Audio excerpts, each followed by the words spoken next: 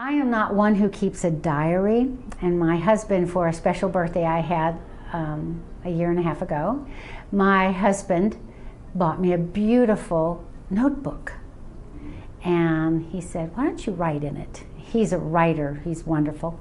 So I thought, okay. I never wrote in it.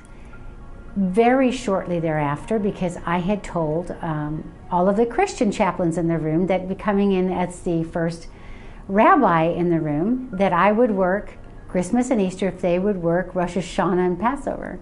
Well, Christmas came upon us shortly thereafter, and I was on duty, I was on call, and that was my first death notice. And it was a very sad situation.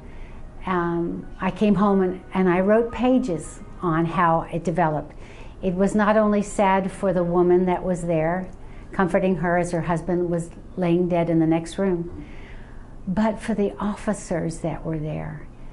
Officers very young to me as I looked at them, who were alone, and it was Christmas night at 9:30, and I stayed. I could have left, but I stayed another few hours talking with them and asking them questions and realizing this isn't something I didn't need training for, because my husband had been an officer, and I knew what it was like to be alone on a holiday, leaving your family and going to work.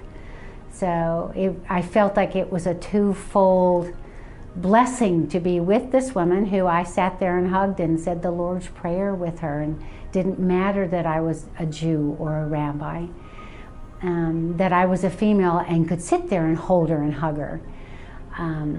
And then just leaving her when she was, I felt, calm when her brother came. I went and talked to the young men standing at the door. And then I realized there was a special reason why I was there, not only as a female, and that they actually could talk to a Jew. And they knew I was Jewish, and they knew it was Christmas, and that I didn't celebrate their holiday.